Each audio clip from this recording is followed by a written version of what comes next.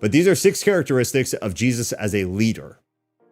We're going to skip through the intro there.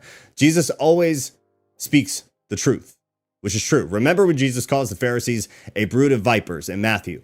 Ouch, harsh words. And again, today we're like, so what?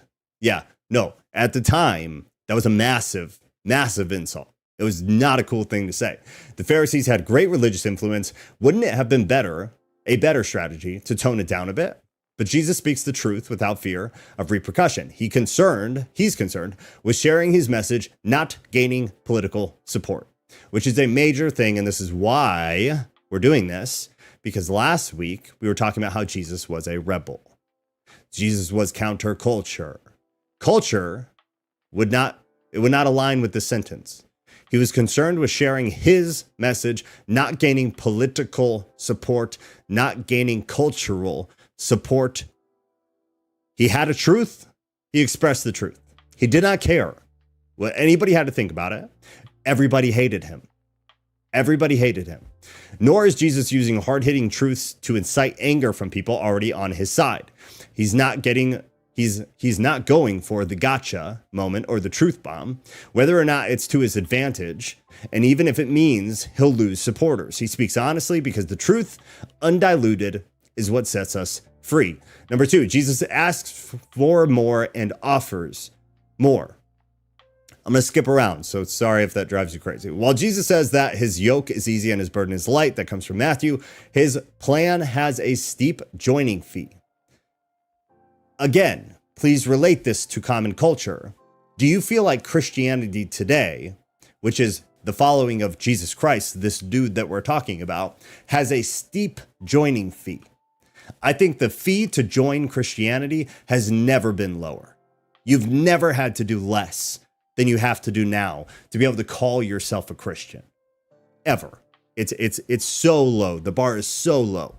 He says, whoever wants to be my disciple must deny themselves and take up their cross and follow me. Matthew 16:24. What does deny yourself mean? I like deprive yourself. And this is something Paul was a great example for. Paul deprived himself of security, of comfortability, of support, financially and otherwise. Paul was all about deprivation in the name of relating to Jesus Christ. How many Christians do you know today who deprive themselves of things in order to feel closer to Christ, in order to emulate Christ? I personally don't know many. Take up your cross would be a horrible campaign slogan. No one would go for it, but Jesus is playing the long game. He's playing for eternity. The reward is great, though the journey may be rough. But he reminds us it's worth it. What is good for someone to gain the world, the whole world, and yet lose, what good is it for someone to gain the whole world and yet lose or forfeit their very selves? Comes out of Luke. Number 3, Jesus values us more. Jesus values us so much that he paid our debt with sin and his death. The author of Hebrews tells us, for the joy set before him, he endured the cross, scorning its shame. Hebrews 12. The joy of fellowship with us was greater to him than the pain of the cross. 4. Jesus values all of us, which is just an extension of what was just said. The short of this, in my opinion, from me, would just be, yes, Jesus values everybody. However, that does not mean Jesus co-signs for everybody. It is contingent on things. He makes that clear by being rude and by being just and by being honest and pushing truth on people when they are doing the wrong things. Valuing all people does not mean accepting all people. Otherwise, Jesus would say accepting all people. That's not what the Bible says.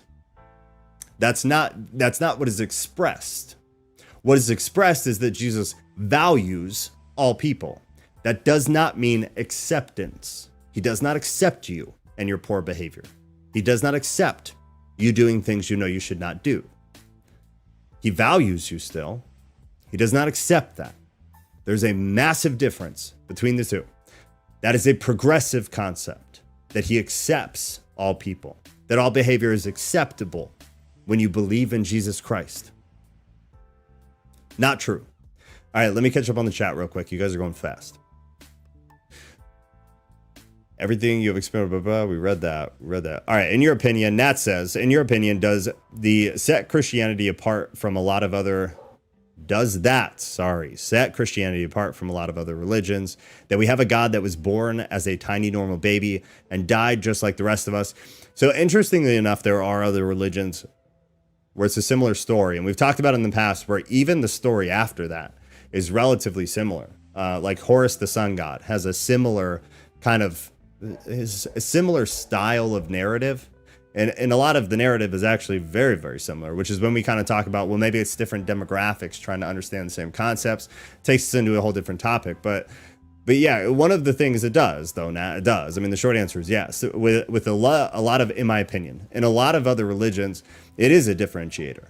That we have this God who not only was like here as a person and also a God, but that came from and also is like the God, like the all-powerful God, like the main God, the OG God.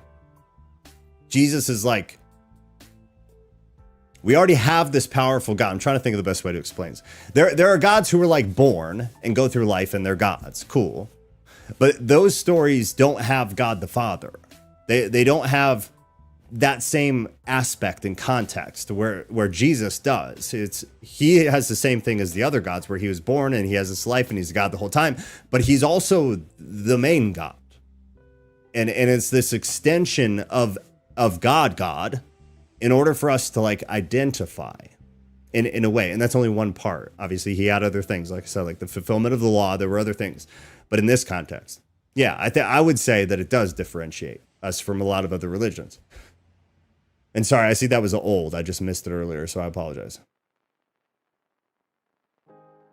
I like that quote, Joe. God the Father is kind of a different animal. That's how I think about it. Like he's a different thing. It was a different engagement. It was a different interaction. It was a very different world under God the Father. If you just look at what happened versus what happens under Christ, like it's different. It was a different animal. God, you finally put a ring on it, Joe, if you're going to get that wifey treatment. I know. You're not wrong. I got no argument. They tried to cancel Jesus. Yeah. Jesus Gate. Oh my God, I love you guys. You guys are so great. Jesus is the manifestation in the flesh of an enlightened God. So good. In the flesh of an enlightened human, or what I prefer, Mikkel says, spiritually intelligent human being. Yeah. That's also very well said. Very well said. Like, yes, he did accept tax collectors and sinners, etc., but he also expected them to radically change on the spot, which is always conveniently forgotten. See, I would still kind of disagree. I'd say he didn't accept them. He valued them. He loved them. He showed them compassion and support and understanding.